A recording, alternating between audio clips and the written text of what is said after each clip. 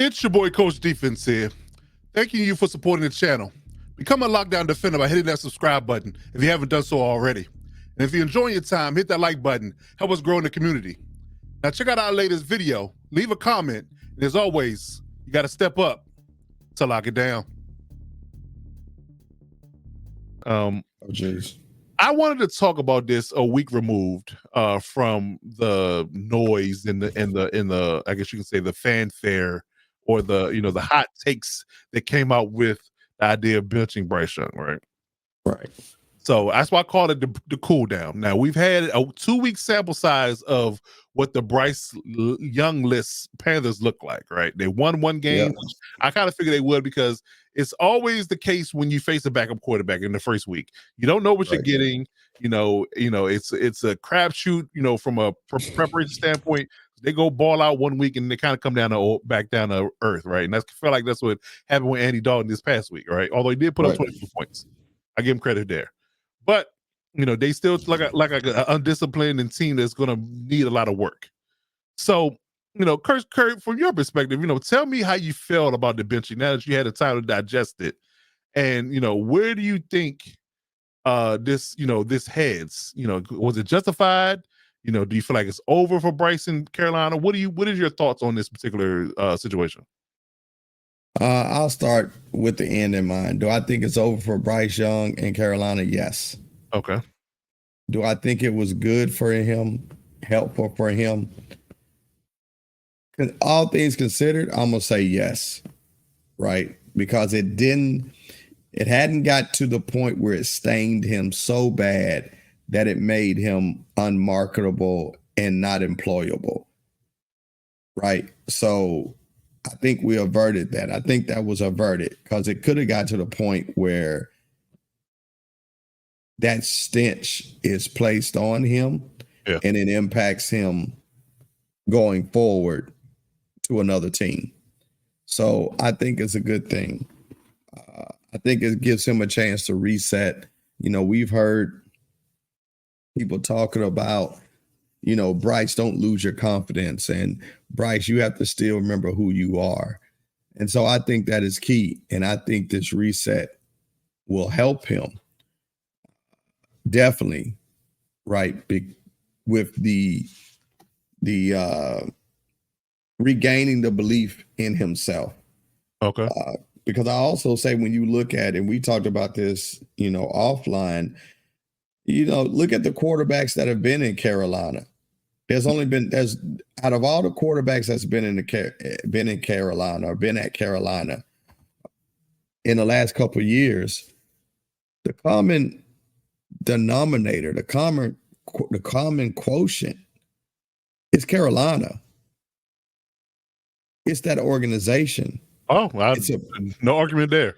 No, it's a billionaire who's looking at the team as his personal playground and business, right? And I think, this has been said, and I think it's true. Part of the benching was due to Canales trying to save his job. Oh, yeah. That's what I was going to bring up. Yeah. Yeah. It's part of, hey, let me work on some of these wins. You saw what happened to the last guy that was in your spot. Yeah. And let me go into self-preservation mode. Yeah. Right. And so all of that is impacting the situation. But listen, I've listened to his dad talk, who's a mental professional, mental fitness, mental health professional. I've listened to his mom and I listened to him. And I think if there's anyone that has an even keel and can bounce back from this moment, because he was shocked, it was out the blue, he wasn't informed, right? If there's anybody that can regulate it, it's Bryce and his dad. And so, yeah, I wish him the best in this situation, but I think his time is over, and I hate it for him because he's been a winner at Mater Dei. He's been a winner at Alabama. And now to come to the pros and not have people maybe as locked in as you, interested in you, fighting fighting with and for you, then it teaches you a lot. Good one. Good one. Yeah, I agree with some of that, but I have a slightly different take on this whole situation for me. Okay. It's a little more dark if you know if it can get there, but it's a little more dark. So the benching of Bryce Young.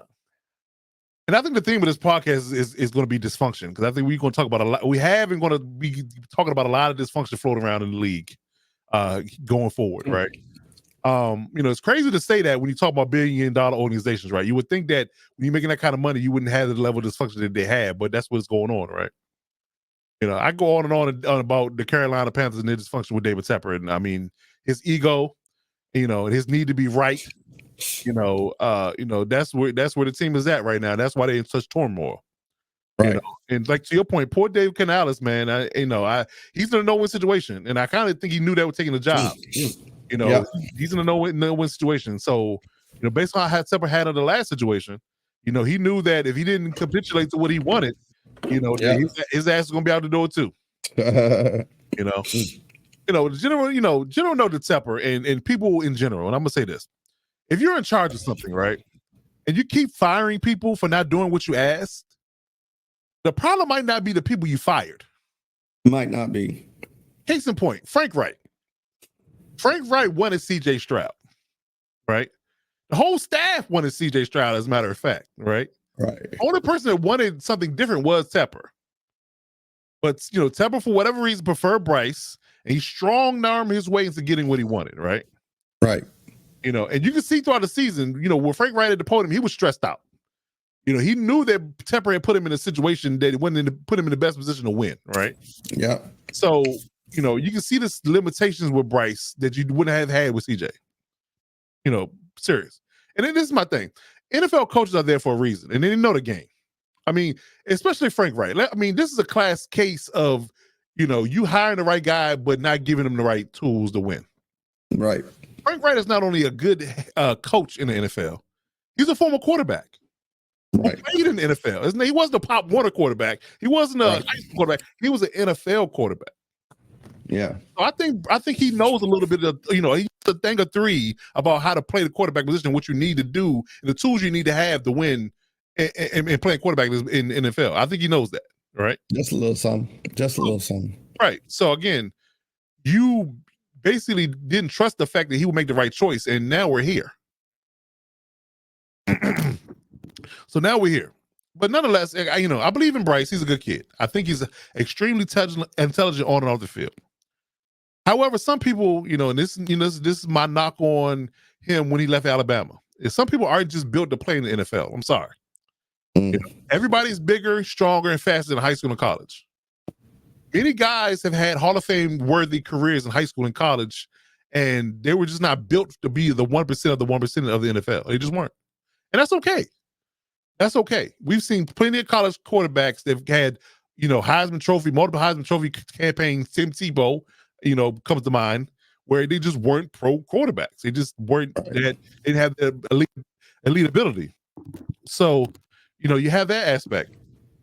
But I think the benching, to your point, was Tepper's doing.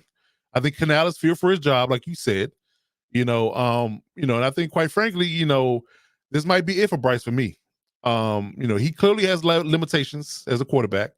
He's a less injury prone and more mobile Tua Tagovailoa for me.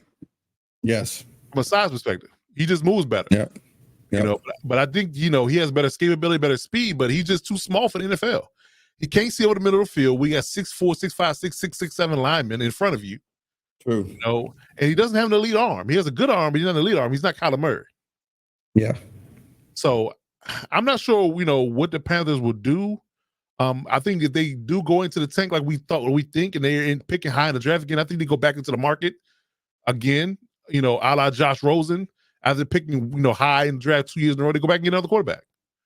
And I think they move on from Bryce. And there's a cold world, but I don't think he gets another chance in Carolina, and he might be relegated to a backup position, because you got to look at it from this perspective. Not only did they fail him, but do you think anybody else is going to sign up for that and hand over their franchise to him, knowing his limitations? Yeah. So you got to look at it from that perspective. It's just business. It's not personal. Your job and your ability to play quarterback is going to be contingent on me keeping mine. And if I have to pick between a 6'3", Quinn Ewers type or a 6 foot, or 5'11" Bryce Young, I'm going to pick Quinn Ewers. So that's where it is for me. I just feel bad for the kid because, again, all these expectations on him, number 1 overall pick, throwing into the dumpster fire that is Carolina, because they got way more issues than just the quarterback position of who they picked and the owner. The owner, I mean, it starts at the top. It really does, and it rolls all downhill from there. Yep. It really does. So I wish him the best, but again, I think that we're looking at an Andy Dalton-led team for the foreseeable future, and if they're picking high in the draft again, bet money they're going to pick a quarterback. Yeah. So we wish Bryce all the best, man, but it's not looking good for the kid. I'm sorry. Not looking good.